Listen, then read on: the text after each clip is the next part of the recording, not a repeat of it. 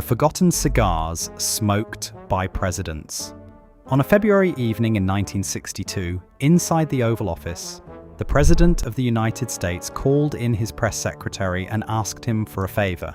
Not a briefing, not a speech, cigars.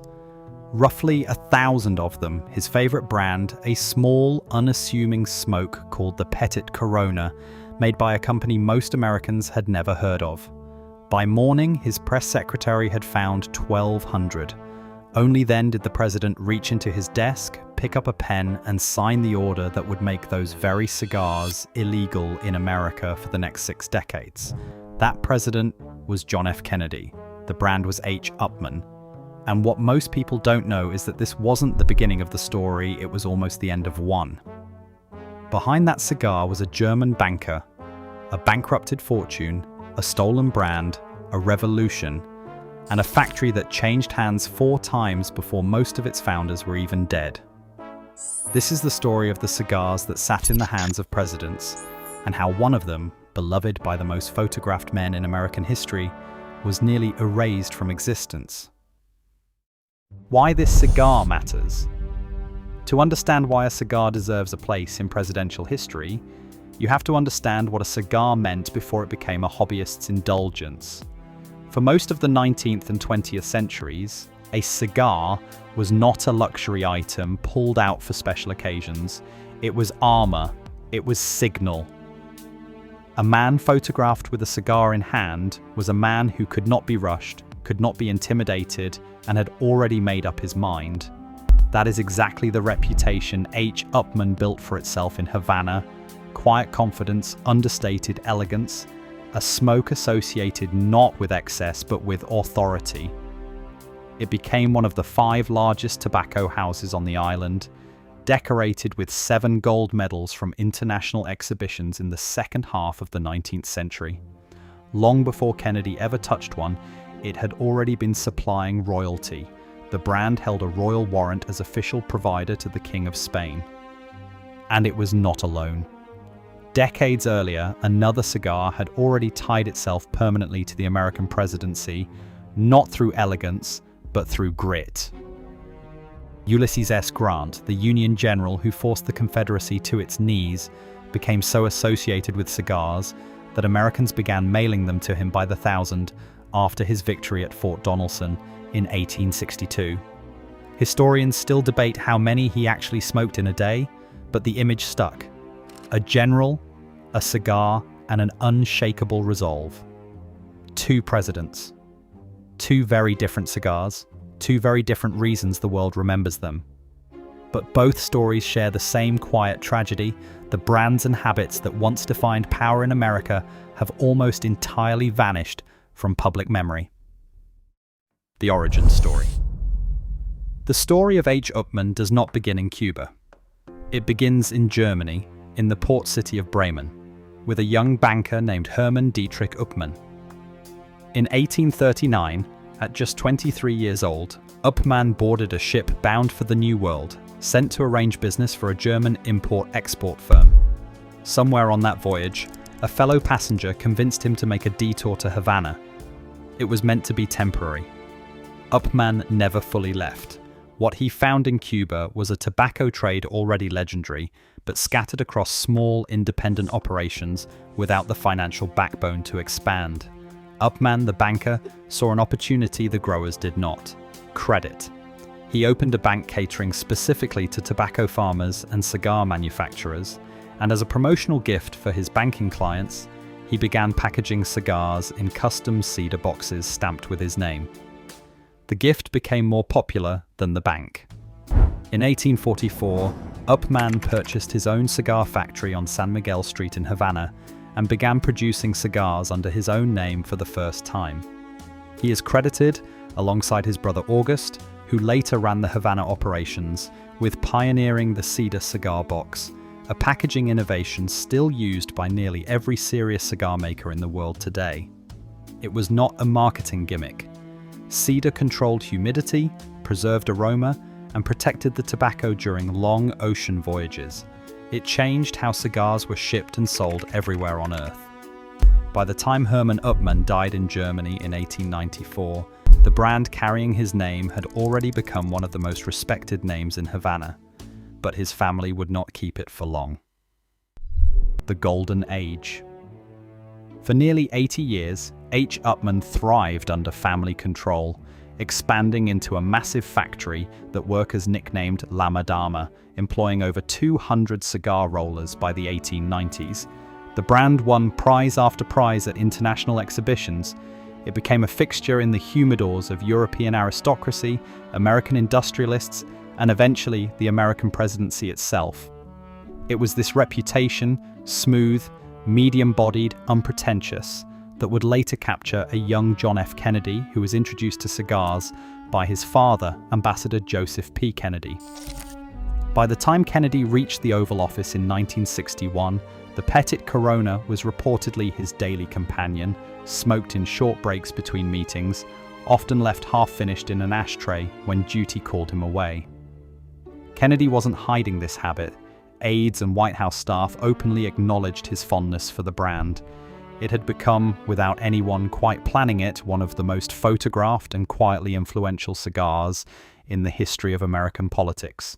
Grant's golden age looked nothing like Kennedy's. There was no press secretary quietly restocking a private humidor, no elegant Oval Office ritual. Grant's relationship with the cigar was forged in mud and gun smoke. After his victory at Fort Donelson in February 1862, newspapers ran images of the general with a cigar clenched in his jaw during the fighting, and the story spread across the North almost instantly. Grateful citizens began mailing him cigars by the box, then by the crate. Grant himself later recalled being so overwhelmed with donated tobacco that he estimated the total reaching into the thousands. Whether or not every detail of that flood of gifts is precisely accurate, historians studying his personal habits have pushed back on the oft-repeated claim that he smoked 20 a day. The legend itself became part of how America understood victory, command, and composure under fire. A politician's cigar, a general's cigar. Two entirely different reputations built from the same leaf. But behind the golden reputation, behind the gold medals and the royal warrants, a slow-moving disaster was already underway inside H. Upmann's world, one that had nothing to do with tobacco at all. The hidden story. Here is the part of the story almost no cigar smoker today knows. The Upmann family hadn't just built a cigar company. They had built a bank, and by the early 20th century, that bank had grown dangerously large, with assets estimated at around $12 million and enormous obligations tied to European finance. When the First World War ended, the fallout reached all the way to Havana. The British government, moving against German-owned assets in the aftermath of the war, seized collateral the Upmann family had held with European banking partners. The Upmann Bank could not meet its obligations. In 1922 it collapsed and was formally dissolved. The cigar brand, the name that had won medals for 70 years, was suddenly just another asset to be liquidated. A British tobacco importer, J. Francow and Company, acquired the rights to the H. Upmann name and kept it alive through licensed production. But without the Upmann family's direct involvement, something was missing. The magic of the original factory had been sold off in pieces. Then, in the mid-1930s, two men changed the brand's fate entirely. Alonso Menendez, a tobacco leaf producer, and Pepe Garcia, a former factory manager at the rival house Partagas, acquired the license to produce H. Upmann. They didn't just revive it, they used the same factory, the same expertise, and the same standards to launch an entirely new cigar alongside it. That second cigar would go on to become, quite simply, the best-selling premium cigar brand in the world, Monte Cristo. Few smokers today realize that two of history's most famous Cuban cigar names were essentially raised by the same hands in the same building at the same time. One became a global icon, the other very nearly disappeared. The fall or disappearance. The next blow came from politics, not business. When Fidel Castro's revolutionary government nationalized Cuban industry in the early 1960s, every major cigar factory on the island, including the historic Upmann factory, later renamed the Jose Marti factory, was seized by the state. Pepe Garcia left for his native Spain. The The private ownership that had defined the brand for over a century was gone overnight. And then came the embargo. On February 7, 1962, President Kennedy signed the proclamation banning Cuban imports into the United States. The very same day, according to his press secretary Pierre Salinger's later account, that Kennedy had quietly secured his personal stockpile of Petit Coronas. The story has become cigar world legend, repeated in countless retellings, though historians note that no official White House paperwork has ever been found to confirm the exact details Salinger described decades later in a magazine article. What is confirmed by archivists at the Kennedy Presidential Library is simpler and just as telling. The Petit Upmann really was among Kennedy's favorite cigars. The embargo did something the bank collapse and the revolution hadn't fully managed. It cut the brand off from the American market completely. For decades, H. Upmann cigars legally sold in the United States were nothing more than Dominican-made cousins of the original, produced under license, carrying the name but not the Cuban soil that made the legend in the first place. Even the beloved Petit Corona itself nearly vanished a second time. In the 1990s, a shortage of quality Indonesian wrapper leaf, the outer layer that gives a cigar its color, texture, and much of its flavor, forced the discontinuation of the very shape Kennedy had loved. For years, the cigar that once sat in the hand of an American president simply wasn't being made at all. A brand born from banking collateral, rebuilt after a British seizure, nationalized by a revolution, banned by the man who loved it most, and then quietly discontinued by a shortage of leaves on the other side of the world. Few cigars in history have survived and nearly disappeared from so many different chapters of the 20th century. The collector's hunt. For collectors, this tangled history is exactly what makes pre-revolution and pre-embargo H. Upmann cigars so valuable today. A box rolled in Havana before 1959 isn't just tobacco, it's a physical artifact from a company, a bank, and a political world that no longer exist in the same form. The presidential connection only intensifies the hunt. In one widely reported case, a cigar box tied to Kennedy's presidency, reportedly given to him as a gift, surfaced decades later on the television show Pawn Stars and ultimately sold for $75,000. Buyers weren't paying for tobacco that had almost certainly gone dry and unsmokable after 50 years in a box. They were paying for a fragment of the Kennedy administration itself, a physical link to the Oval Office, the embargo, and one of the most quoted cigar stories in American history. Authentication remains one of the biggest challenges in this world. Vintage Cuban cigar boxes have been counterfeited for decades, with fake bands, fake seals, and fabricated provenance stories attached to ordinary modern cigars. Serious collectors rely on box construction details, factory codes, and paper trail documentation, auction records, estate sales, verified ownership history, to separate genuine pre-embargo relics from elaborate fakes. What makes this hunt different from ordinary cigar collecting is that the object itself usually can't be enjoyed the way it was intended. A 70-year-old cigar has almost certainly lost the oils and moisture that made it smokable. What collectors are really searching for isn't a smoke. It's a surviving witness to a specific, unrepeatable moment, a factory that no longer operates the way it once did, under a flag and a family name that no longer control it. This is also why presidential provenance changes the value calculation entirely. A generic pre-embargo box might interest a niche collector of Cuban tobacco history. A box with a documented, traceable link to a sitting president's desk becomes something closer to a piece of political memorabilia that happens to be made of cedar and tobacco leaf.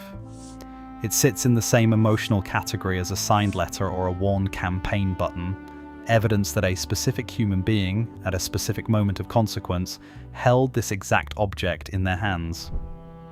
That is a very different kind of value than flavor, and it explains why collectors will pay enormous sums for cigars nobody could responsibly smoke. The legacy and final reveal.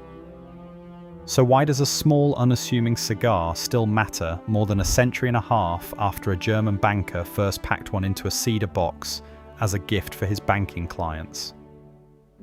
Because H. Upmann's story is really the story of the 20th century itself, compressed into a wooden box. A German immigrant fortune undone by a world war, a British rescue that could not fully restore what was lost, a Cuban revival engineered by two outsiders who also happened to invent the world's best-selling cigar in the same breath, a nationalization that erased private ownership overnight, and a president who loved the brand so much that, according to legend, he made sure his own supply was secured in the very last hours before he made it illegal for everyone else. Ulysses S. Grant's cigar habit tells a simpler, older version of the same truth, that in American history the cigar was never just a cigar. It was a signal of composure under pressure, whether on a battlefield outside Fort Donelson or inside the Oval Office during the tensest years of the Cold War. Today the Petit Corona is back in production, and the H. Upmann name still appears on humidor shelves around the world, but the version smoked by presidents, rolled in a Havana factory under private family ownership, before a bank collapsed, before a revolution, before an embargo, no longer exists, and it never will again. Some cigars disappear because people forget them.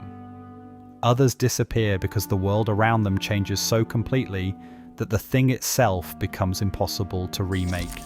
And that, more than any flavor or aroma, is what still sends collectors searching through old boxes, hoping to hold just once a piece of a history that can never be relit.